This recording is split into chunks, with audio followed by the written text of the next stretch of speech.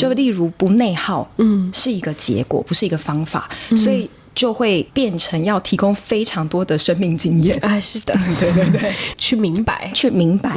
在这个过程当中，你是如何那一刻开始觉得这些东西都不重要的时候，忠于自己做自己的时候？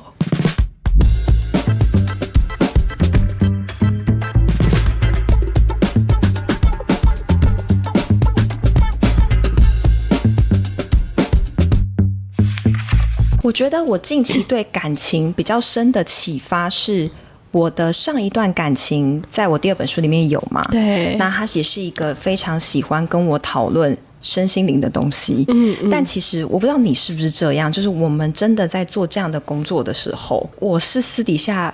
不是很喜欢聊这些东西的人。那你私底下会喜欢聊的是什么？就比方聊说我们今天喝这个柚子茶在哪里买的OK， 那我还有我今天在来 Podcast 之前有做美甲，你早上去做的吗？我早上去做的， okay. 在大稻埕那边，就是我就是喜欢聊这种东西。它是小猫眼呢。对，他之前我还会做造型，但我今天就觉得很想要素素的。我最喜欢逻辑，就素夹很美。对，我也喜欢素夹。你看我的是爱心，好可爱，跟你一样。对啊，是我真是心轮好开的人。那你在感情上面的那一份敞开，我还在感受这份敞开是从哪一个点的转化在你身上的耶？太难讲了，因为我以前我认识的你是锁的，是锁起来的，可是我可以感觉到你现在是这样子的。我觉得转化好像是一个过程的改变，它不太像是一段感情关系，它可能是你过往好几段感情关系，然后包含人际关系跟事业关系。我自己的状态真的是偏向人带给我学习，也是因为这过程你经历了好多好多的人，对不对？好多好多的人跟突然的分开，以及就是突然的分开跟明显的冲突，让我真的发现其实离别除了我妈会让我觉得一定有遗憾之外，其他人真的坦白说不会，都还好了。就是一定要告诉大家说你一定走得出来，因为我那时候你是2021，我那时候频道开始粉丝上升，是我有一个前男友叫前任 Z， 好像就是那个时候。好，那个时候你知道前任 Z 我爱他爱8年，到我妈妈说我觉得他应该就是你这一生最爱的人了然后我说对，其实现在回想我说对，可是他的脸我已经忘记了。OK， 所以其实非常震惊，就是这种东西它会变成不那么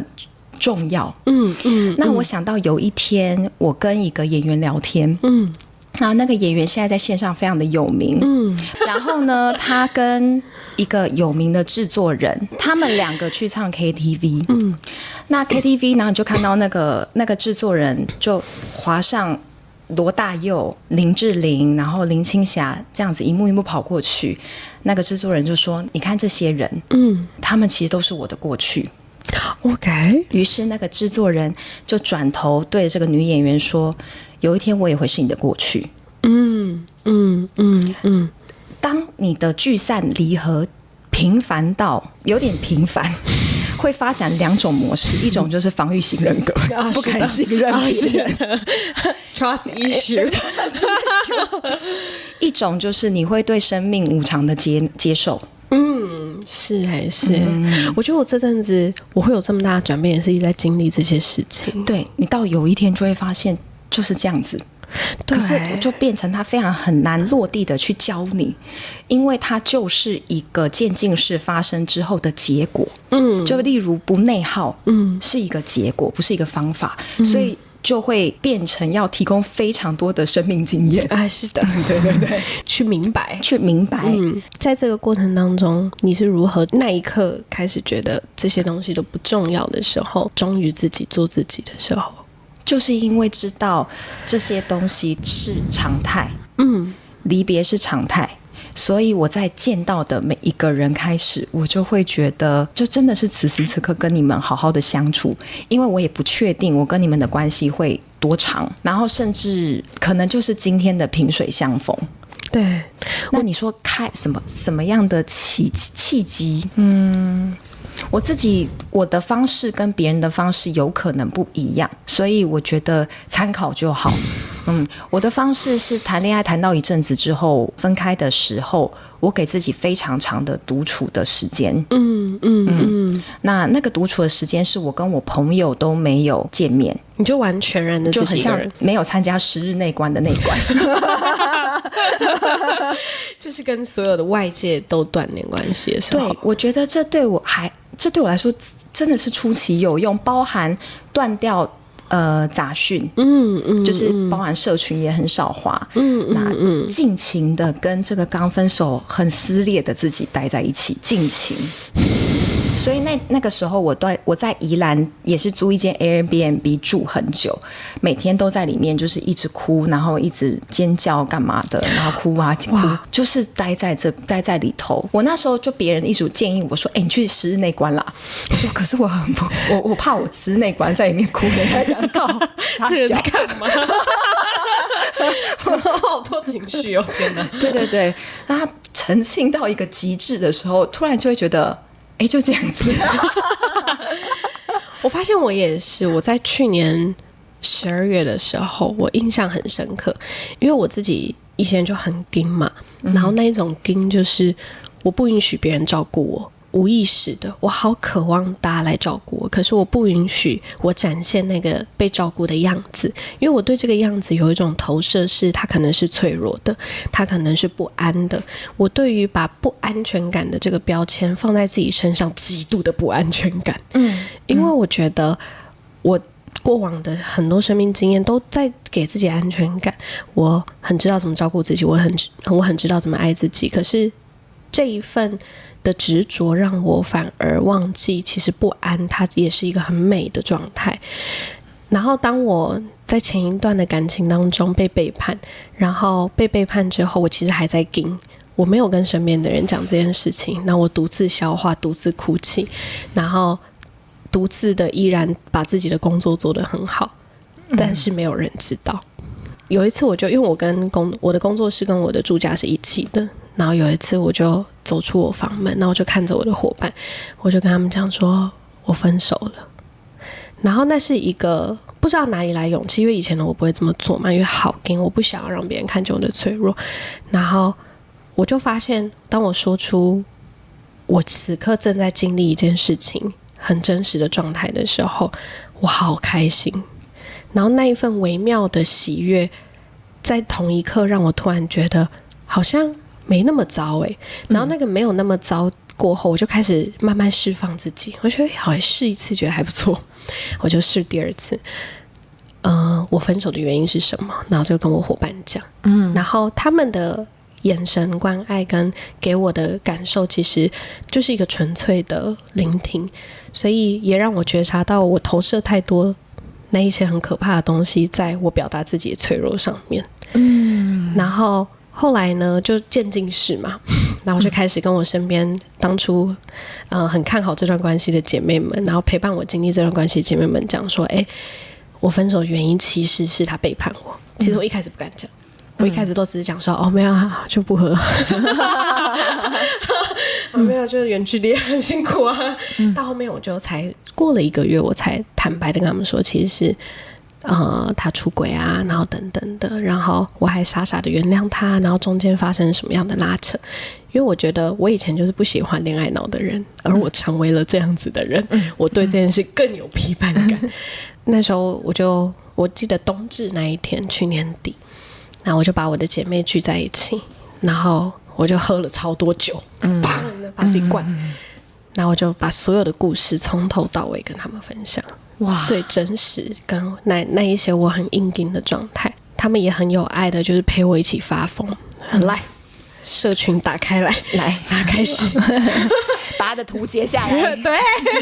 然后开始就是乱 P 图，乱讲的，就是在他们的贴文底下留言呐，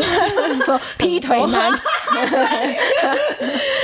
然后在那一刻我就觉得好爽哦，那一份爽不是我看他这样子很爽，而是我终于把那些真实的自己拿出来，可是我依然是被爱的，对的那个状态。然后我就大发疯特发，我就把他所有我原本还想要留着的东西剪掉丢掉，然后我也是传一串讯息跟他讲说我最真实的想法，因为我原本还想当好好人，就分开的时候我没有对他讲任何一句不好听的话，就在那一天把所有不好听的话都讲出来了。但以前的我会觉得啊，好聚好散就好啊，干嘛要这样？你都走过了什么？我就没有，有风就发，对，发的好爽。可是有后劲，我有体验到那个业力重新纠缠回来的后劲，是怎么样的感觉？是这样的后劲？因为当我决定跟这个人切断关系的时候，我觉得那个刻意的不共振的确让我舒服很多。可是我又重新跟这人连接上的时候，那一些其实你还很在意他的感受的这一些真实的反应会重新勾起来，吞噬你所有的感官。所以有一点像是我好不容易跟你产生的距离，可是我又主动了拉近了这个距离的那个业力，又重新纠缠在一起了。所以我原本好觉得自己已经疗伤到一个程度，我又翻出来重新再疗伤一次的那种不舒服，回过头来才觉得这好像也没有不好，对，有点像是第一层你处理完了，然后我们必须重新要再回到这个场域去看看你真的处理完了吗？对，就是回到我们刚刚前面在讲的改变，它是渐进式的。对，就是很多人在讲成长，我在书里提到成长它是螺旋式的，所以意思就是你会前进3步退后4步的那种感觉，对，然后一直到你退后的步伐慢慢的缩短。所以我觉得你在体现这个过程。是我其实那个时候也很刻意的知道我回去一定会纠缠，可是我又知道我必须得要来到一个状态，必须得要吗？我需要去来到一个状态是哪怕我在进入这个场域的时候我都不会有波动的时候，对，或者是如果有波动也会转化速度也会很快。对，我觉得是有波动，但是转换速度也很快的一个状态，才是真正在这个螺旋状里面找到自己的节奏感的时候。而且我很喜欢你刚刚的分享，就是你在说你觉得你是一个起初很难向亲密的人敞开脆弱的人，对，然后我就很想跟你说分享有共振，是我不是起初，我到现在都是。可是我就观察每一次我进到访问里，别人都会开始像你一样有同样的反馈给我，说我很 open mind。然后我当然心里一度感到困惑，觉得我 open mind 在哪里？我是很真诚没有错，可是我自己知道我内在也有非常多的深渊是还没有被解决，而且我觉得我已经不想解决它了，就让它待在那里。对，我是觉得不要解决它了。那其中一个深渊就是我就是很难跟我亲密的人好好的讲需求是什么，跟我就是很想当好人，我讲话就是拐弯抹角，然后经纪人 Summer 就会说你到底想要讲什么？是我到现在还会这样子，然后后来我才会讲说我想要讲的是什么什么什么，我到现在还在练习这个东西。这个重点就是好像我就在想说，那所谓的敞开到底是什么？我自己现阶段的理解很像是打开自己的心，包含你接纳你现阶段还没有办法做到这样，可是你有看到，所以就会在这个一步一步的调整中，就慢慢的，我觉得是这样，往前是这样子。而且我觉得我看到你的敞开是，我觉得那一份拐弯抹角是尊重，它不见得是我在收，对，我觉得更多的是你在看对方的节奏在哪里。对，而且一方面我还觉得，如果我真的要很直接的讲的话，我都会觉得我讲话会很直接，很难听，是不是？对，对，很直接说，我觉得我的钱要拿多一点。对，是啊，对对对，我每次讲到钱我都会很别扭，然后到现在我已经觉得说，我觉得我这个要拿钱之类的。还是你觉得这一份敞开需要一点魄力？对，然后这一份魄力而且是在涉及到人们最敏感的议题，就是钱、合约，其实就钱，因为钱直接就是连接到生存呢、对，就是以前会对这个很别扭，然后很不敢讲，讲的就会觉得自己好像是不是一个比较爱钱的人，然后现在就会觉得说，可是因为我真的蛮重视钱的，是啊，对，钱好重要，就会好像对于现阶段自己的状态在哪边是可以承认，也可以讲出，我是可以讲出来，所以就会变得好像更打开很多的感觉。但是以前呢，对你的状态是，因为在我眼里，你其实是一个活能量很强的人。没错。所以在谈到钱的时候，你会是什么样的能量状态？我觉得是一个很卡的水能量，就是有点像是那种会把自己缩小的那种。会。那金钱的这个议题，因为其实金钱它也对应着童年，就是同一个能量场域，包含爱自己、人际关系，还有亲密关系跟健康嘛。对，所以在这其他面的流动，是不是也是因为其他面的流动让这个金钱是卡的？我觉得没错，因为金钱很容易反映着我们跟母亲之间的关系，因为金钱它就是代表丰盛的能量，对，所以丰盛就是阴性能量，所以它的确是跟阴性能量有很大的关系。对对对对对。那我过去就是不太会处理这个东西所以的确在你缺的东西，很常会外部境遇会给你相对应的东西，尝试让你学。像我就很常接到那种英语家业配就是或者是什么水，反正都是跟水有关。对，然后或者是常常会有人说，那我们去潜水吧之类的。声音也是，我就是在这个外部的捕捉里面，就会才知道说，有可能我真的是需要调平我内在的水能量，让它多出来一点。那现在你觉得你调的如何？我觉得我调的还蛮好的。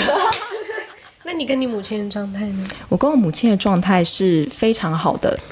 状态，可是我还是觉得即便跟我母亲非常好，她依然是我最大的遗憾。为什么是遗憾？因为跟我过去的很多经历有关，我过去做了很多伤害我自己的事，而且不只是感情。那我妈妈其实到后面我有发生一个事件，是我为了气她，所以我就跟她说我以前做过这个，天崩地裂。对，然后我妈妈就是崩溃。那一直到我们和解之后，在近期的旅行，他还是告诉我说，你告诉我的这个东西我永远都不会好。他就这样跟我讲，我说妈妈没有关系。那我记得我跟我妈妈之间的关系就是相爱相杀。我跟我母亲也是我昨天还在跟活动的学员们分享，其实对自己的原生家庭极度的不耐烦，可是又知道我应该要爱他。其实我内在的感受不是这样，可是我的表现就是没有办法去控制自己想要伤害他这件事情。因为我觉得在对话中表现不耐烦就是一种伤害，哪怕它很小。所以我就去回想我过去曾经来到这个状态的时候，我内在那个没有被满足的需求是什么，导致我想要透过伤害别人来保护我自己。然后我发现有一个很大的点，是因为我对母亲的这个角色有一个期待，然后那个期待是你本应该要无条件的支持我，但是当你没有来到这个状态的时候，或者是你表达你的需求的时候，我会不允许你表达你的需求。我完全理解。我觉得我跟我母亲最深的问题是，我们两个都在误解彼此想表达的东西，且至今如此。像我过去曾经做过一件事情，然后那件事情我会在第3本书会直接会说，那一天晚上我就跟我的母亲讲我做过这件事，我母亲大发疯骂。后来他花了很久的时间在跟这件事和解。有一天我们花了8个小时对坐，再好好的聊我们生命有各种的经验。对，我就对我的妈妈讲说，妈妈，我以后一定要把我做过这件事情讲出来。哇，她一定很难接受。你不能讲。对，我说你看，你就是觉得你瞧不起我以前做过这样的事情。结果我妈妈讲了一句话，我妈妈说不是，是我早就接受我女儿曾经做过这样的事，可是我没有办法忍受别人会因为你讲这件事误解我的女儿，然后我会没有办法去告诉对方说我女儿不是你想象的那个样子。我当下其实就是大哭，我当下没有哭，我是想到这件事，我就会觉得天哪，我完全误解他，我妈早就接受我了，他只是不想要让别人误解我。可是我看到的另外一个角度却是，我却误解我妈妈讲的这一句话，片面的觉得你不理解我，然后你觉得我做这件事很丢脸，其实根本不是这样。那也因为这件事情，我就会觉得还有过往非常多的生命经验，就是我都在误解他。对，那我也从中发现我蛮自我中心的一面就是我会把很多人的话都往自己身上投射，说你在否定我的价值。对对，可是结果别人根本不是这样子。所以我就觉得这种东西的伤害是非常难弥补的，因为它是从小到大的那种累积。对，所以即便我现在在多陪伴我的母亲怎么样的，我还是会跟我的朋友讲说，我母亲过世，这个还是我一生的遗憾，因为我做过太多真的在伤害她的事。那你觉得你在第3本书说出这件事情对她而言，其实我在订阅自已经讲了那我妈妈好像就是心脏越练越强我妈就好像也觉得也没有那么严重，可能因为订阅制的人真的跟我关系很紧密。对，所以就感觉好像她也没有真的感觉到受伤感。目前就是还 OK， 目前就是还 OK。因为我跟我妈妈有一模一样的关系，真的完全能够理解。因为我也曾经经历了一件事情，然后我原本是想要把这一份生命体验分享在网络上的。对，那个时候我妈就很严正的跟我说不准，她以命要挟这件事情然后甚至是我觉得我发现我们两个在看待这件事情的轻重程度真的差很多。就是每当我觉得其实这是一个很自然的生命体验，所有人都会经历，那误解跟什么如果它必须得发生的话，那它就是会发生，但这从来都不是我的意图。那当我意图不是这样的时候，我自然不会想到这件事情，所以对我来说是轻的。可是对我妈来讲很重，因为她看待的视角是你永远是我的宝贝，我不允许我的宝贝受任何一点的伤害，哪怕你接受这件事我都无法接受。那一件事情后来因为以命要挟嘛他那个时候还疾病复发，就是因为这个被 trigger 到很深很深，然后我才知道原来这件事对你来说好重。然后当我去明白它之后，我就说好，它永远会在我的资料夹里面，在你没有说可以的时候，我不会把它剪辑出来，因为其实我把全程都录起来，我都已经准备要好把这些东西在网络上跟大家分享，因为我太喜欢分享了。也是因为这些那个时候很重的碰撞在同一时期去年底的时候发生，所以我去年底发生了好多事情，才让我又开始用不同的视角看待我们之间的关系。后来我们就形成一个默契，就比如说我妈现在对于我现在的对象又是同性质的人而感到我可能会重蹈覆辙的受伤的防备性。我发现我跟我妈直接对话的时候会词不达意，她对我而言她讲话会词不达意，所以她现在学会一件事情，就是打字打文字。然后他今天早上就传了一串文字，我可以跟你分享他打了什么，他如何去。而且我建议那种假设沟通能力太差，其实也是可以给 AI 润一下啦对，可是很有趣，我妈的文笔非常好，可是她只要对上我之后，她就会把自己缩得好小，她觉得我永远讲不过你我相反，我妈妈对上我超会讲的我妈就说，妈妈与朋友的不同是，前一段感情的痛彻心扉是妈妈感同身受且心如刀割，上一次经历了远距离高内耗受过伤，精疲力尽的奔波会消耗生活的热情，维持关系不能只靠回忆，情绪健康生活品质真实陪伴放在第一位，关系才会有厚度跟韧性，有智慧的你回归落实落地的真实，爱情是精神的丰盛，生活是现实落地真实的存在，把焦点放回自己身上，谈一场看得见摸得到可以随时接住你守护你的恋爱。你妈妈有在修行的感觉耶。她有在修她先修的我才修的难怪。对，所以我能明白他在说的意思，可是我其实心里也知道我不会听他的话。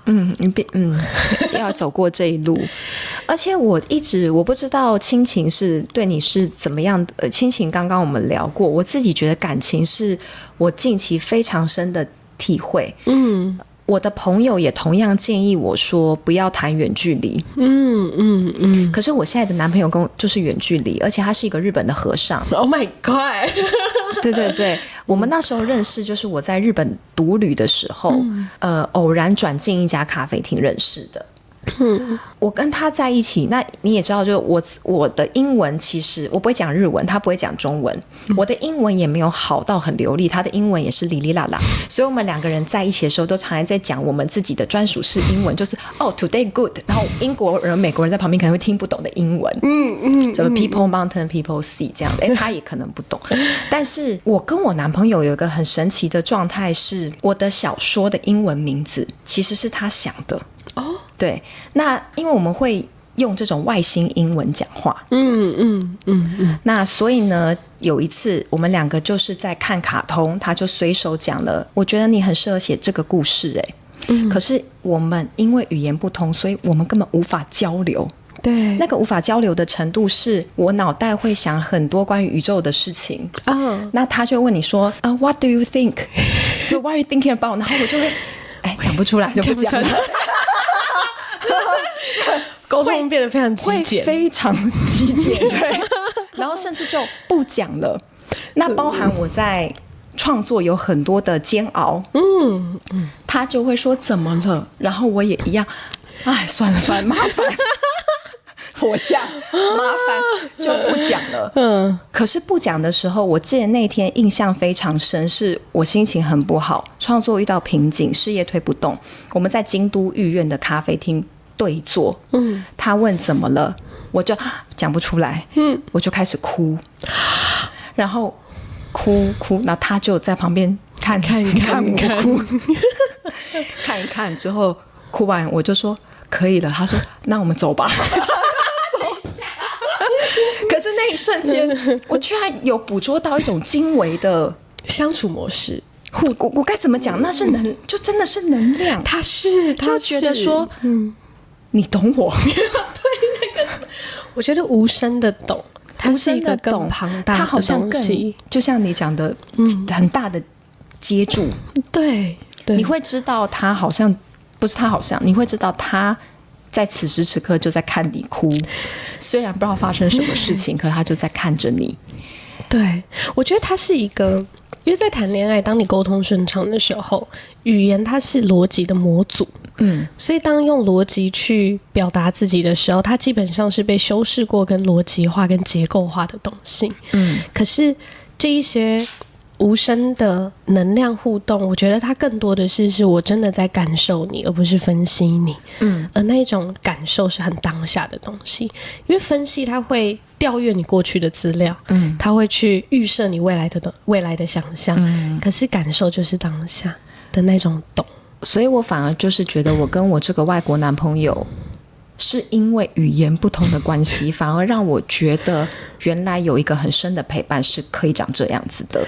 那我是一个会说话的人所以我在跟语言能力与我相同的人在一起的时候，真的会变成永无止境的在讲话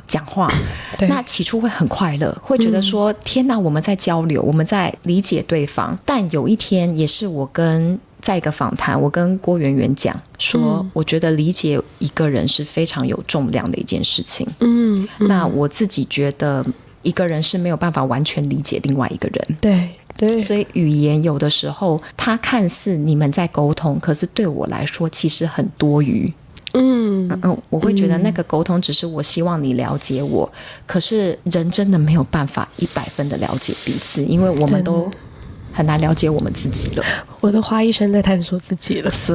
所以就跟这个外国男朋友就是因为语言不同，你想讲但语言限制了你讲，对于是我会花很多时间就真的在自己消化我的情绪，这其实很反人性很违反人们在谈感情的需求，因为你希望对方接住你。许多人一定都是这样，对。但是这段感情居然带给我的练习，就是也不是练习，因为练习感觉你在刻意做这件事。它带给我的自然而然的发生，就是我没有办法跟你讲。所以我只能自己去顺过跟陪伴自己的情绪流过。对，然后有一天黄豪平就问我说，那这样你到底为什么要谈这场恋爱？对，这也是我好奇我自己的问题。你现在也是这样吗？那我不知道你是不是但我就是对为什么要谈这场恋爱。对，后来我就会发现是因为我就是觉得跟这个人相处让我觉得现在是舒服的，所以如果跟这个相处未来让我已经感觉不到我们之间有这样子的身心灵用语会说临在的陪伴感的时候，我就不会要这段关系了。我会是这样。我觉得这也是为什么我一开始跟你说我不知道为什么我喜欢他，可是我就觉得我们在一起好舒服。而且我觉得所有的爱情都会是通往，一定是通往自己。因为我们一定是跟一个客体在相处的时候是彼此的镜子，这个是我相信是你的听众已经非常知道到已经是鸡汤了，所以我就不多赘述这个东西。但我发现的确有不同种感情模式。对，如果真的自我觉察到一定程度的遇见的对象，他的挑战性就是在于你可以深刻的感受到他爱你，可是你又会觉得那为什么我们这段关系这么复杂？那因为就是要教会你要用最简单的心去看最复杂的事。而这个简单的心就是我自己的理解，也是现阶段，就是我永远没办法理解你，但我现在想跟你在一起，而你也没办法完全的理解我。会不会那种开心的感觉就是我理解你的过程？对，我在认识你的过程我觉得很开心。对，就包含我们两个坐在这边聊天。对对对对，就是我们很开心，就其实就是开心啦。其实就是开心。然后很多人的关系变得紧张，就是因为想的比较多，或是想的比较复杂，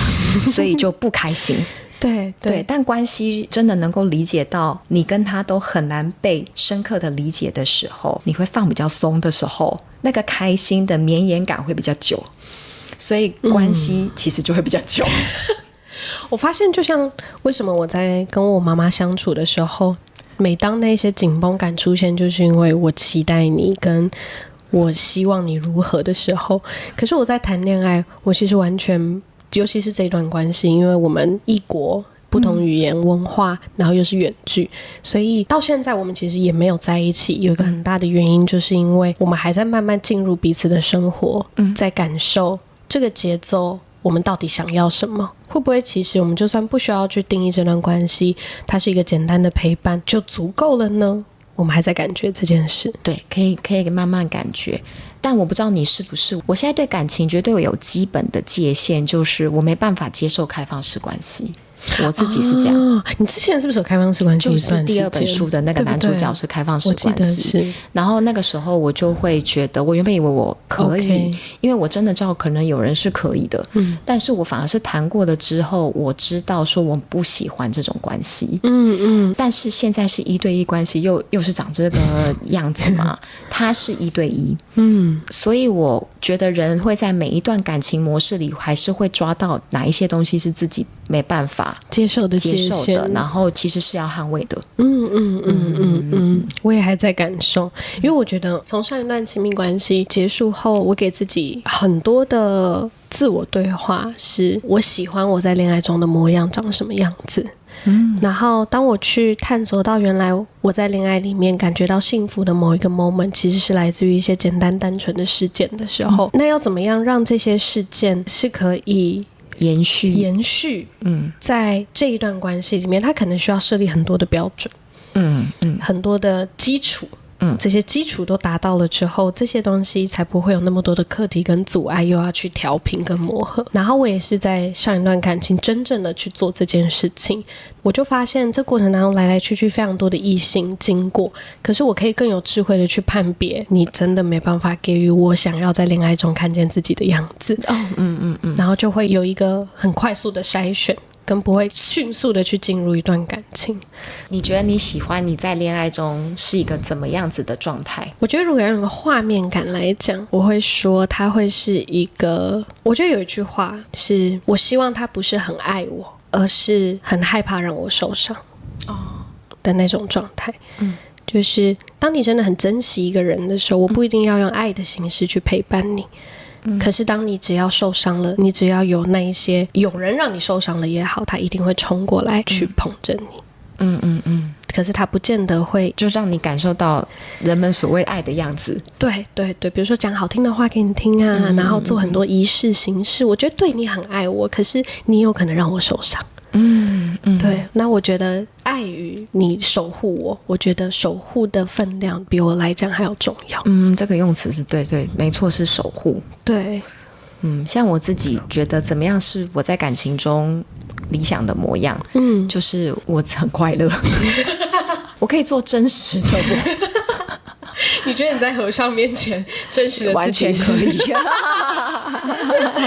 会讲说，算了，不想讲了，太复杂。某种程度他很稳定啦，他也接纳这一些，对，关键是他也接纳，所以我就觉得也是会让我感觉到说，其实你做真实的你是有人刚好跟你是可以那个齿轮是咬合的。接纳所有你真实的样子。对，但对于你来说，展现自己的真实是容易的吗？其实好像蛮容易的。但你觉得有不容易的地方？因为真实它是一个好，真实是一个，你很抽象吗？我觉得真实它有很多层次，就像是我哪怕对我的，我理解，对我哪怕对我的爱人再真实，我有些话只会跟姐妹讲，类似这种，了解，我懂，对，我对他会直接讲，也是他给你这样子的。对，我觉得敞开邀请，我觉得是彼此创造了这个空间，可以让彼此讲这样的话。OK， 我们两个在吵架的时候，会碰对方。OK，这是我们两个给自己设定的算小小的规矩吗？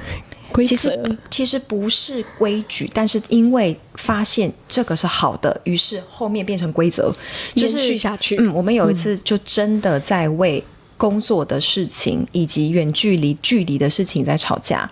吵到一半的时候，他就突然摸着我的手的时候，我就反过来摸他。我们两个还在吵，可是会有一种感觉是那个语调会渐渐的放慢。然后我就后面跟他说，这个东西有点帮助，他很实际。那后来的时候，我们只要又要吵架了的时候，我就会去碰他的腿，他就会握住我的手。我至今都非常难以理解为什么。那后来我的姐妹就跟我讲说，因为你们在最可能要看见对方很劣质的那一面的时候，你们的肢体碰触牵起来，其实就是在用某个身体暗示对方说，其实我不会轻易的离开，哪怕你是把那一些劣质展现是，但只是因为远距离，所以我们就见面吵架的时候会这样。嘿嘿嘿，那线上但线上的话就可能抱着荧幕，没有啦，不会。线上反而很少吵架，反而我觉得因为有距离，然后沟通会修饰，会因为有文字嘛，只能用打字的方式的时候，没错。可是我跟我妈妈吵架，也拿来沿用在我妈妈上面的时候，我也发现这对我妈妈来说有好，所以我发现适当的肢体碰触有一点重要，这是我最近有一些小小的发现。我觉得这可能也是我妈妈非常不想要我谈远距离恋爱的原因，因为她知道我所有的情绪都只能自己消化，我某种层次是不被支持的这一个层面，的心疼吧。我在想，因为她觉得在他的视角里面，他肯定会希望有人真实的守护着我，可是是没有距离的守护。你真的需要的时候，我就会在这里陪伴，因为这些真实的存在，它很重要。确实重要。我偷偷跟你讲一个秘密，也不是什么秘密，是我真的觉得我在观察我周遭很有智慧，然后甚至是真的很静定的人，然后那个静定不是装的，就是你可以看到他能动能静，可他在动的时候，你还是会感觉到他有内在的某个中轴在，所以那个动不是很飘忽的动。一直以来我都是觉得这样的人是我会想要成为的那个样子。我发现这些真的有个特色是情绪要自己消化。OK， 非常诡异，就是我自己也观察，当自己跟自己内在的情绪独处的时间够久，也就是你陪伴这个情绪，它会有一个内在的底蕴。就很多人会说，这个人的眼神为什么特别的疗愈，或者是他为什么他的讲话的语速会让你觉得很安心。我觉得那个真的很高程度是他跟他的深渊待在一起真的很久，他找到自己的对点，他找不到，但是他陪在自己的这个东西很久。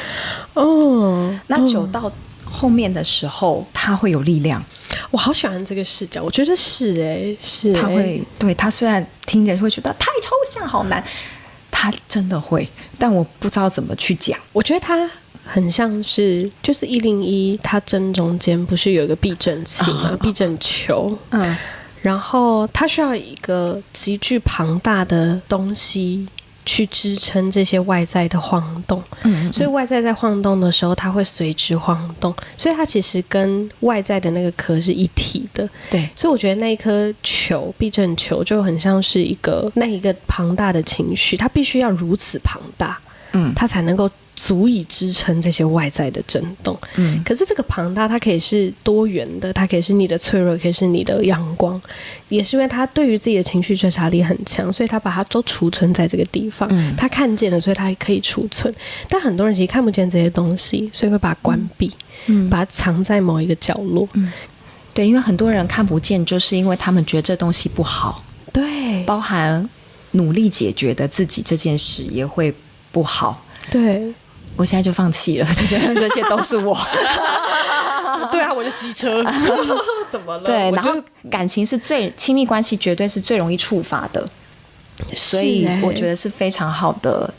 该怎么？对了，就是修炼。你叫玩家嘛，的确就是一个蛮大的修炼观的那种东西。亲密关系的确是，我觉得亲密关系是人真的最生而为人最基础的小考，然后很多个小考，对，然后还有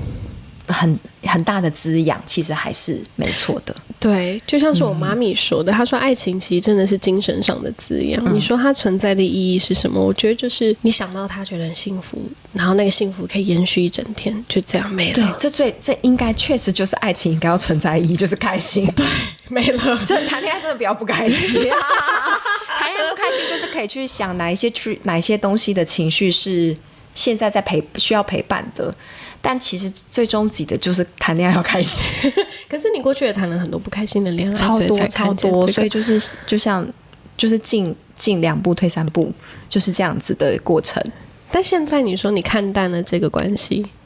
我看淡了爱情，不是这段关系，他被我排在很后面，他自己也知道。前面对，他是以前是第一位。大过事业这样子，就是会我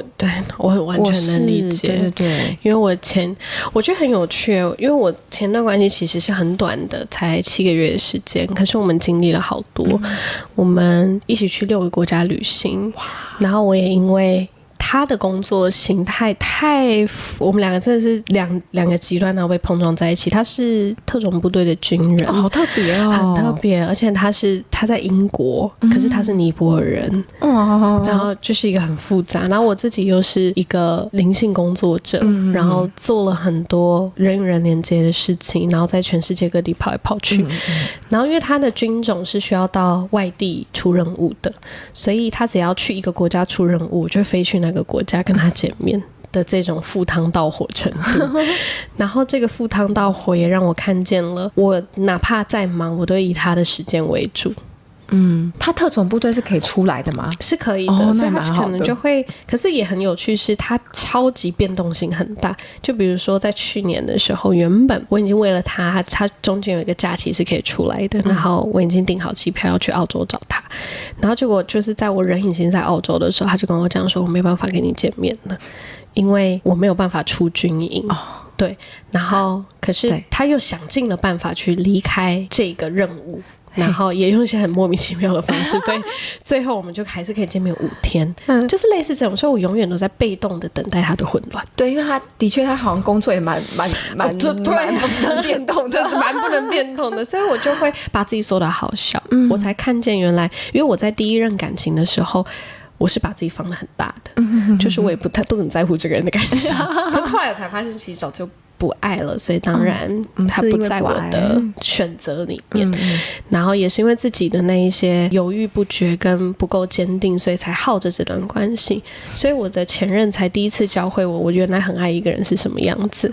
但是当我看见了这样的自己，他又迅速的让我离开这段关系，抽离出来，然后你必须在这份动荡跟抽离跟莫名其妙，他会被迫让你用更高的角度去思考这些莫名其妙的事情。所以我才用这个角度去看，原来我谈恋爱是长这个样子呀。那你现在回想到你这个军人的前任，你应该没有再难过了吧？现在没有了，因为就是各过程当中发生太多莫名其妙的事情，到我不想要再进入他的混乱了。我就会有一种感觉是，不知道如果听众会有这种很难走出的失恋伤痛的话，我会觉得有一个招数还蛮有效的，就是你去想你的好几个前任，尤其是最早的前任，然后你如果现在想起那个前任你都不觉得不伤心，这个前任也会是，因为它就是一个必走的过程的那种感觉。我每次都是这样，就是假设上一段让我觉得很难过，我就想，那前任历雷，我已经忘了他长什么样子了。看来还是会走出来的嘛。对，然后就是会。然后这份提醒，对，除非是初恋，因为没有参照值，他就对，但这个真的是一个还蛮好的方式。是我觉得后来我在现在的这段关系里面，因为我更深的看见自己的在恋爱中的模样跟我的想要不想要，我反而经历了一段我不太敢轻易让他进入我生活的过程。因为你会开始设了更多的标准，然后它就像是考验般。因为像我跟我前任，我们就是一见钟情，怕火花，然后马上在一起。可是我反而跟他拉了很长的时间去聊天，去尝试是否可以适应彼此的生活节奏。然后当他很忙碌的时候，我的反应如何？然后在我还没有办法全然的相信跟信任跟不再有那么波动的得失心的时候，我觉得才是我准备好进入一段关系跟看见自己在爱情稳定的样子的时候。我觉得这样的方式是好的，因为本来相处就是这样子，也是要渐进式的过程。也是之前太猛烈了，我已经学到猛烈的了。对，所以现在来到下一个阶段，我也还在感觉在人际关系中我的模样是什么样子。但是我有很深的发现，是我自己越来越知道自己的边界感的时候，不单单是亲密关系，而是我的合作伙伴、工作伙伴也相处得更自在。我觉得界限感对我来说是一个非常棒的力量的来源。就是我记得我之前上过一个表演课，那时候是一个我很崇拜的前辈，那件事我至今非常深刻。在场就有一个人会叫那个前辈说“叉叉姐姐，叉叉姐姐”，可是那个前辈不喜欢被叫姐姐，他就对那个人就是摆出这样的表现，说：“你下次再叫我叉叉姐姐，我就揍你哦。”然后呢，我当时我大为震撼，我想说，天哪，我觉得干嘛这样？没必要吧，没必要吧。然后之前我在带活动，有遇到真的不是很有礼貌的参加者，对，然后我就会直接告诉他说，我不喜欢你这样，你这样是不对的。哦，那我发现讲出这句话的时候，很有力量，是就像你刚刚说，你传了那封讯息给你的前任，然后是讯息嘛，我也是很推荐大家有时候面对面直接告诉对方说，我觉得你这样子让我非常的不舒服，甚至不喜欢，请你以后不要再这样子的时候，当下虽然有点歘，回家你会突然觉得这种东西很有力量，是是，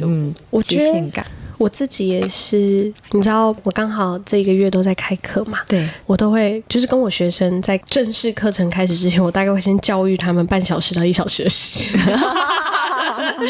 我会教育宣导，对，我会宣导，我会说，首先你今天来上课，就是你要长出自己力量的，所以千万不要在我身上找力量。那要如何不在我身上找力量呢？在问我问题的时候，先自己回答自己一遍。你回答不了的，再开口问。因为我也不会回答你，我也会反过来引导你问你自己的答案。这就是我的界限1。界限2是所有的讯息都足够明确，可是你还想再问一遍的时候，就代表那是你的不安。如果你把你的不安提出来，希望有一个人去解决你的不安，这个叫做我在喂养你的不安，所以我不做这件事。所以如果在我眼里你在问笨问题，我就会瞪大眼睛看着你说你在问什么。我就跟他们设立了这个边界感，然后也跟他们讲说，我在做的是教育，不是在做服务业。对，所以不要觉得我应该要对你好声好气，也不要觉得我应该要服务你的感受。然后当我去教育他们完之后，我发现他们就会突然力量回来了。一定会把所有的那个投射切断的时候，你顾好我自己，我顾好我自己，没有任何问题需要被解决。我就发现那个边界感好舒服哦，就会觉得说大家应该都要尝试。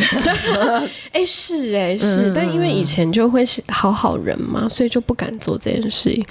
然后就一直内耗，然后就好硬，然后现在就是不内耗的方式就是外耗别人。有问题的是你，不是我。就会直接讲出来。对，先让别人知道自己的界限，对，就比较不会。我觉得它真的是在人际关系里面好重要的一环哦。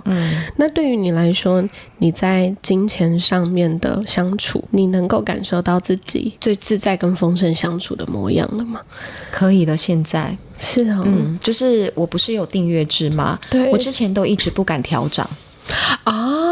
就是因为我就会觉得我调涨了，是不是就会等同于说没有人来订？非常诡异，就会觉得说谁要付那么多钱看文字，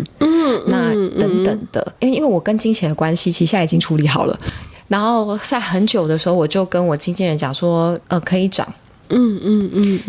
为什么的原因就是我真的知道我最有价值的东西是洞见，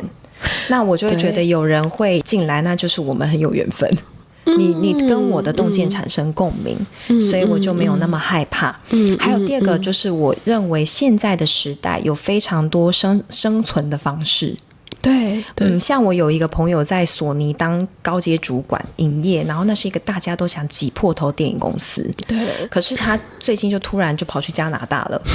所以他就辞掉那份工作，然后去加拿大旅行打工这样子。他跟我讲了一件事，他就说我发现在加拿大现在有好多人的工作形态应该也不算是游牧，因为游牧有点像是远距。对，他说是真的是四处打工。然后他们生活在当地，然后四处打工，可是不会去用职称来讲自己的价值，他们就是赚钱，然后去把打工赚下来的钱，然后去做自己想要的享受。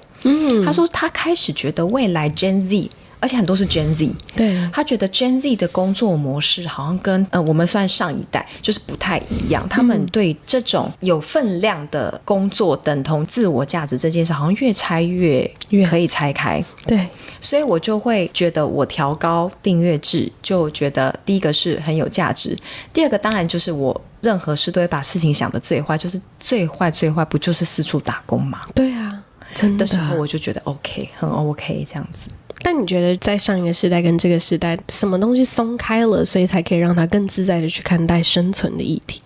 我觉得 Gen Z 某种程度是我们的老师的原因是他们有某一种非常棒的厌世感。那个我前几天跟一个导演出去，我们两个就在聊我们自己工作为什么突然发迹有成绩。我们两个都发现一个特质，就是因为我们都很懒。怎么个懒法？怎么懒法？就我原本其实是最想当歌手的，我根本人生没有想过我要写作跟办仪式。你小时候应该也是吧？哪有人小时候志愿说我就要当一个仪式根本不知道仪式是什么东西。对，可是我的写作就是突然开始写，然后觉得好，在研究老庄很好玩，就写一写就这样了。对，我认真搞唱歌，搞不出来，然后搞唱歌很忧郁，于是写作就出来了，然后就开始写灵性，是因为我碰到了一个前辈，然后就在那边学习，然后接下来就去印度了，好就开始写了，就变成在写这个，我没有刻意要往这边走，可是就会无心插柳，反而是好的。我在做声音仪式也是，今天来办吧，就开始办，然后场地什么都没有找，就一个空教室开始做，然后边做边练，边做边练就也好了。那个导演也是，所以我们就说这个世界上就我们不要，好像我后来发现成功的人都没有太认真，真的。你就是用玩心。对，像我最近非常喜欢看蔡康永的访问，我觉得蔡康永真是一个很有智慧的人，他松弛感很强，他也是双鱼座，跟我们一样。他说他什么事情都做到只有8分，他就开心。那现在Gen Z 也是分2种，一种就是非常追求完美，对，但一种就是很极度的放松，然后你就看到他，奇怪，为什么你都过那么好，都不知道你的钱哪里来的？对，他们就有一种精致穷，就是长辈说这叫精致穷，可是我觉得他们真的就是在享受他们的生活。你也会发现，当你在花钱的时候，好像就是钱还是会来耶，会耶，就我自己会发现说还是会有钱，因为最放松的时候最能够连接到丰盛感。对，所以大家要做个懒鬼。是，我非常同意，不要太认真，不要太认真，想吃饭就吃饭。因为我自己就是 Z 世代的小孩嘛。对，我是 Z 世代的小孩。你几年次？我是2001年的。哇，难怪大懒，请懒下来。我真的很懒，因为我发现我真正我会想要做的事情都是出自于我不想要面对那么多问题。我觉得我为什么会想创业，就是因为我觉得搞职场关系好难好复杂。我就觉得说我的人生没有想要搞这种职场关系，因为就是听前辈们在讲，没有一个是好东西。我就觉得那我要如何不搞职场关系，只有创业这条路。就我后来发现，我真的是因为不想要去做这么复杂的东西，然后去问问自己，那什么东西对我而言不复杂？当然，对有些人来讲，创业是复杂的，对，所以它有点像是你心中的那把尺，永远跟别人不一样，你会懒出自己的样子。对，而且现阶段的能量，现在的世界的演变方式，创业也会有非常多的形态，所以也不会是大家认为传统创业者的那个样子。没错，对，有可能是个人品牌的经营，所以现在就是有非常多多样性，太多了。而且我觉得，因为以前的商业模式形态是大公司包揽所有一切下游的收入跟营收嘛，可是现在比如说，好，我今天买一件衣服，我不再跟大游厂商买了，我选择个人设计师的衣服，所以钱就在那。钱就是一个聚集在那里的东西，可是以前它可能只进入一个人口袋，可它现在可以分散，对，分散，所以让每一个人都富足，而不是单一富足，真的是未来这个时代会走的方向。对啊，所以我就觉得不要想太多，真的啦，真的。但你现在也是不想太多的做所有的事情。我后来发现我一直以来是不想太多，但是我自己就又会把它想得很复杂，就是想太多之后又收了一下，然后又在，就是我的行动永远会不想太多，可是我会在行动的过程中想很多。就是我的身体会直接先于我的脑，我的脑在我的行动背后开始同步的运作。然后于是很多时候我回想我的人生，就会发现我依然是先行动的人。我的内耗就是在行动过程中的自我怀疑，但是我已经做了，头都洗下去了。哇，这真的是非常典型，这是我就水能量流动好强的人会有的状态。对，然后别人都说身上有很多阿爽老师之前我知道他有上你的节目，他之前说我内在小孩是水，可是他说我手上很多活能量嘛。对，然后我就会觉得好像是我的行动会第一时间会让人展现是这样的样子，但是内在其实是一个流动，好像是水，非常非常流动的人。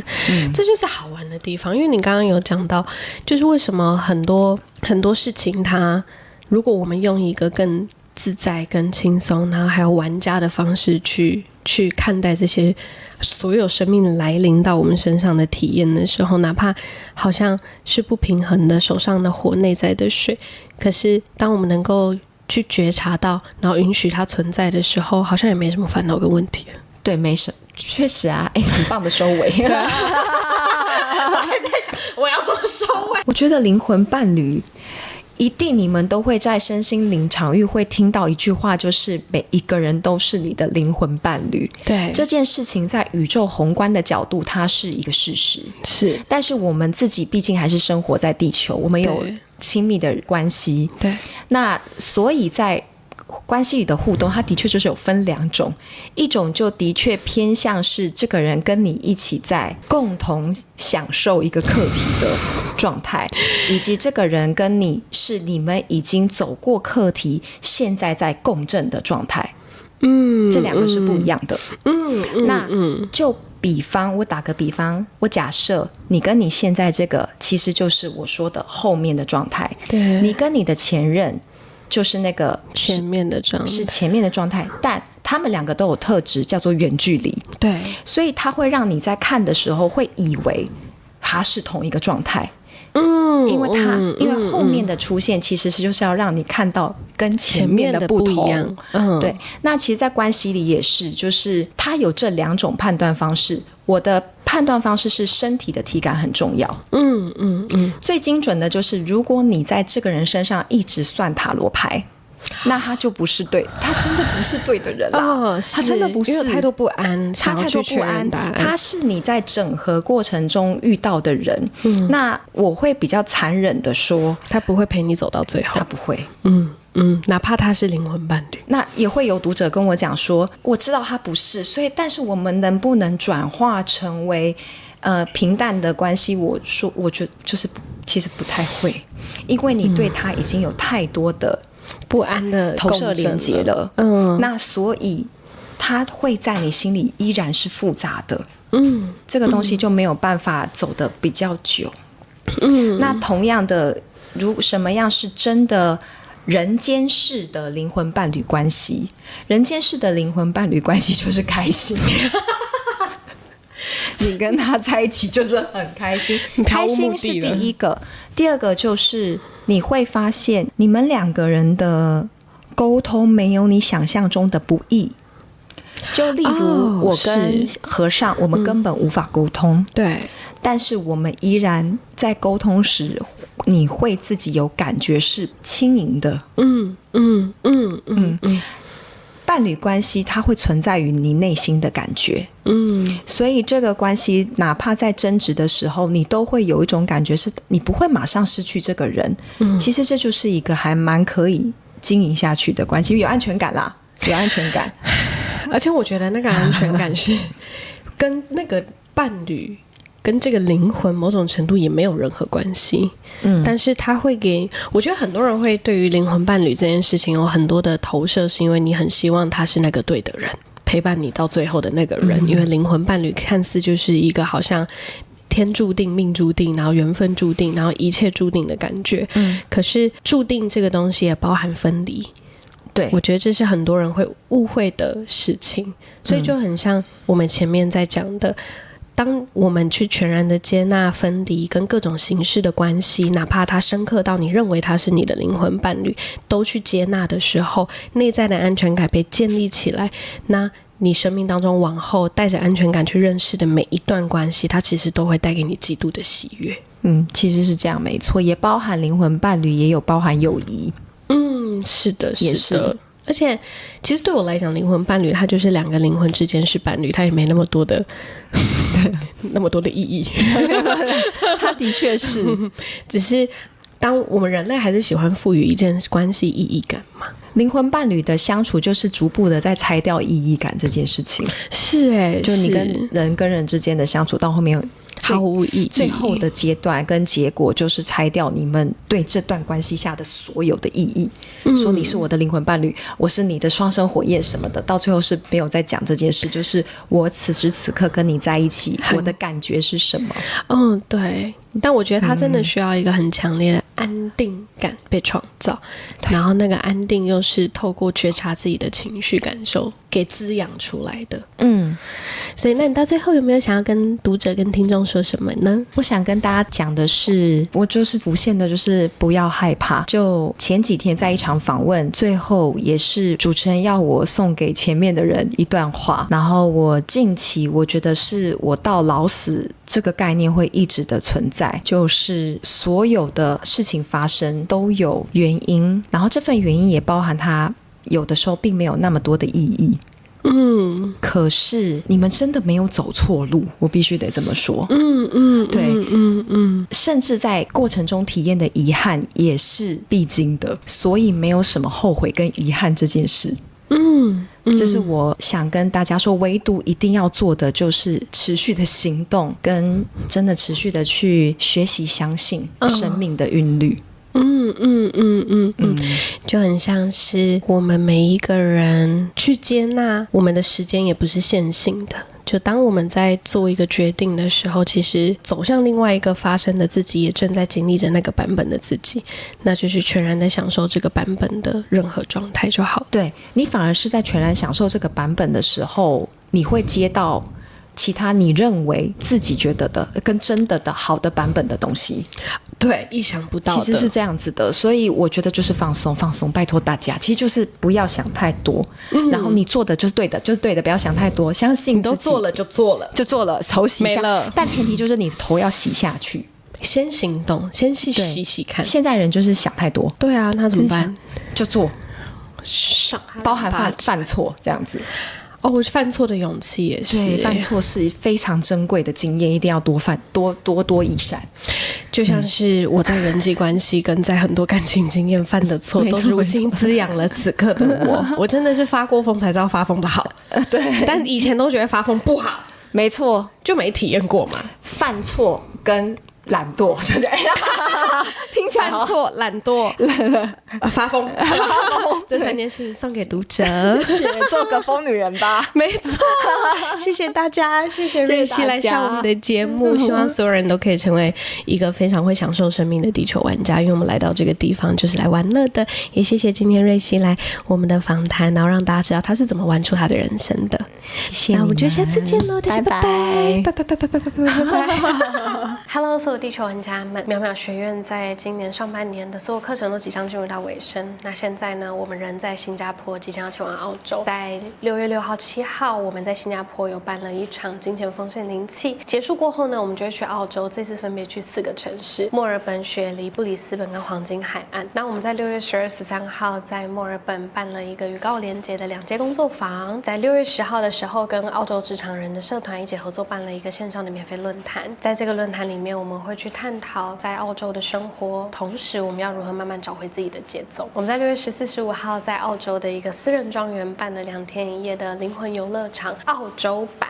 在这一次会以生命重启为主轴，我们会在这个庄园里面带大家做非常多的神经系统重塑、呼吸练习、音疗，甚至是瑜伽，让大家可以在这个紧凑的生活当中找到自己，带你们去重新看见要如何把那份安定带回自己的日常。那我们这次次蛮多主要课程都在雪梨的，我们会在6月18、19号办7脉轮初阶跟8到12脉轮进阶的课程。6月22日也会在雪梨办2天的金钱丰盛灵气课程。然后我们在6月26号礼拜五的晚上，特地在布里斯本的河畔的餐厅预定了一个位置，我们可以在这个聚会当中很轻松的去聊彼此的生活，聊彼此的日常，聊彼此的内在觉察。希望这个聚会可以把大家聚在一起，放下所有的身份跟标签，找到一群跟你灵魂有共鸣。也许你们都在各自的生活中，那我们这次就聚在一起，去看看彼此生命有没有更多样的可能性。然后最重要的是呢，我们在6月27、28在黄金海岸的一个庄园里面办了一个2天1夜的女性力量 retreat。这个女性力量，我会带大家去开始探索自己的阴性力量，透过瑜伽的方式，透过音疗的方式，然后透过设计不同的身体艺术结合的模式，让大家在这里2天1夜好好的去看回自己，并且找回自己内在的阴阳平衡。那除了这些上半年的课程呢，我们下半年的课程也慢慢出来了呀。我们在8月的学士达山的旅修，我们特别帮大家争取到了更多的名额，所以现在的官网上其实都还有更多的名额可以上去报名。那我们在9月的时候呢，也帮大家争取到更多的颂钵旅修的名额了。我们会带大家去尼泊尔颂钵的发源地，打开一场声音的7日旅修。我们接下来下半年的课程也都出来了，并且即将上架到官网。我们在9月底的时候会开一场西藏的旅行团，我们在11月的时候会办不同的课程，而这一次比较特别的是，我们会在11月办巨大版的灵魂游乐场3天的灵性艺术季。我们在这里会结合沉浸式的体验、艺术家的展览、声音、音乐，还有不同大大小小的工作坊跟市集聚集在这里，让大家来一场灵魂的盛宴。然后12月的时候，12月初会带大家去清迈，12月底的时候会带大家去巴厘岛跨年。那这些资讯呢，都会即将上线到官网，你们可以随时锁定官方 LINE。那如果你是海外的朋友的话，我们也有 WhatsApp 的联络管道可以联络到我们。那所有的地球玩家们，我们就